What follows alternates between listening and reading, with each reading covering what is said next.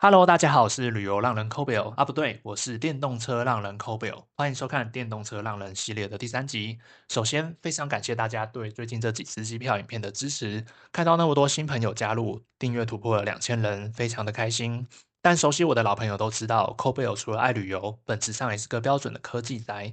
我的这一台特斯拉 Model 3已经陪我上山下海4年多了，所以我的影片并不是完全都是关于机票啦。不管是特斯拉的科技，还是旅游的省钱攻略，甚至到国外打羽球，只要是值得分享的好东西，不论受众多寡，我都会继续跟各位分享，也请各位多多支持。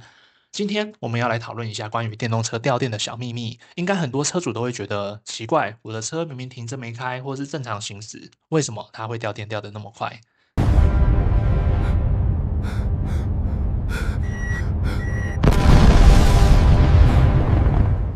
接下来我们就直奔主题 k o b e 会跟各位介绍电动车莫名掉电的4大真相。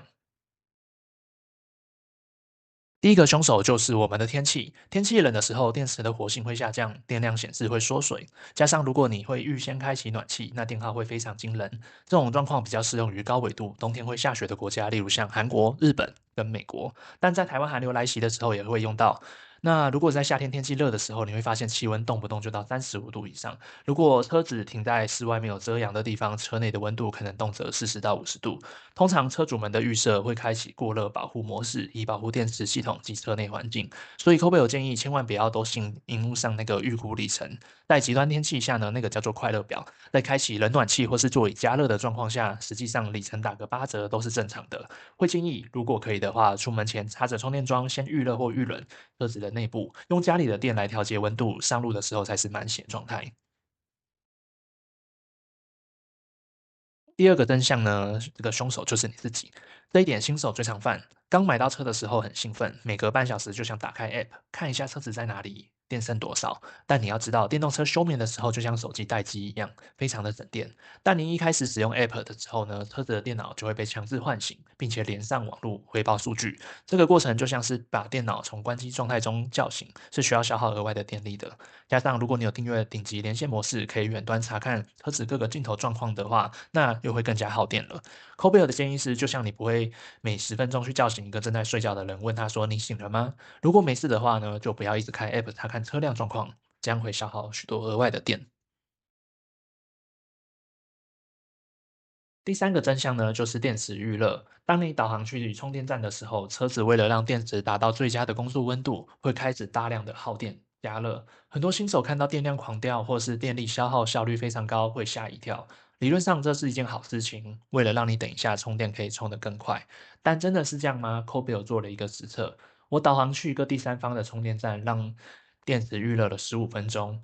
抵达的时候呢，电量剩下19%，大概是86公里。我们来看一下这个预热后的电池，它的充电速度如何？我们可以看到，充了16分钟之后呢，电量充到了60%，大概是283公里。充了30分钟后，电量呢充到了80%，大概是373公里。最后花了41分钟，把这个车子的电充到90%，大概是421公里。看起来还可以，对吧？但其实这里有一个盲点。虽然我花了很多电去预热电池，但我发现充电的速度并没有我想象中那么快。为什么呢？这因为取决于充电桩的状况。如果是去特斯拉原厂的超充站，预热这件事情很重要。电池有加热的话，如果要充到80%，充电速度可以差5到10分钟。但如果你是去第三方的充电站，有时候受限于枪头转接或是站点本身的功率分配，就算你的这个电池热身好了，充电桩给不出那么大量的电，那你刚刚预热烧掉的那些电，某种程度上就是白费了。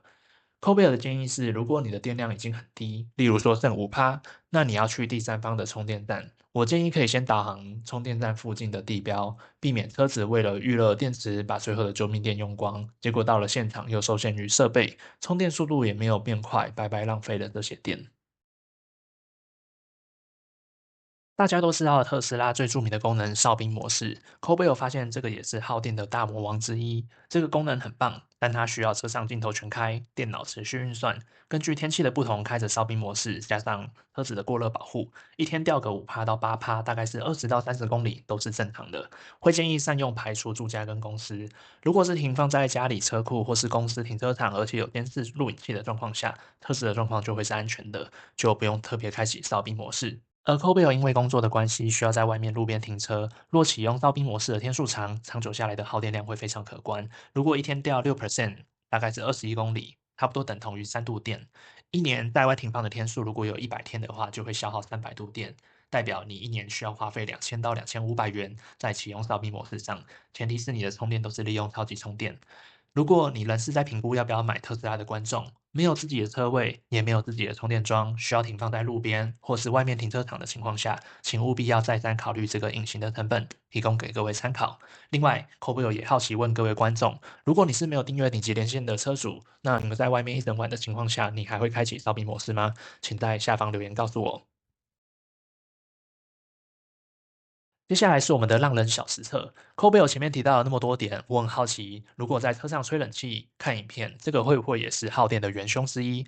很多车主们最常发生的场景就是下班后停在公司的停车场，或是家里的停车场，放松喘息一下后再开回家或上楼。相信特斯拉的车主们也不例外。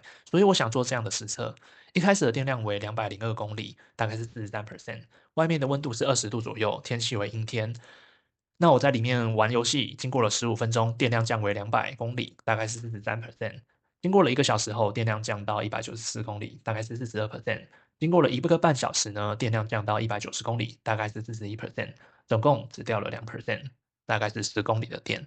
这代表各位车主们在户外天气适宜、阴天的状况下，即便开启哨兵模式，每小时在车上看影片、玩游戏的用电量大概是1度。以超充的电费计算，大概是落在6.5到8元。如果是夏天气温比较高的情况下，我预估用电量会落在2到2.5度。在家里或是室内停车的状况下，以一个月20个工作天，每天喘息30分钟，你每个月的喘息成本大概是8到10度电，大概是台币60到80元，会比看一部电影便宜很多。所以车主们可以尽情的享受自己车上的小时光，希望这个特别的小实测能够对各位有帮助。总结来说，这些吃电的状况，只要是在外开车，真的很难避免。但 c o b e l 提出这些点，希望能够让各位意识到电动车在开车以外可能消耗的成本，并提供给老车主、新车主及还没成为车主的车主们留意到这些点，在车辆的功能上能够有更好的了解，并评估是否要开启或是关闭。关于电动车，你有没有想要知道的小知识或是实测？又或是你有发现更会吃电的状况呢？欢迎在底下的留言处分享。我是 c o b e l 今天是一位做奇怪测试的电动车浪人。喜欢我的影片，请帮我按赞、订阅、加分享。我们下次见，拜拜。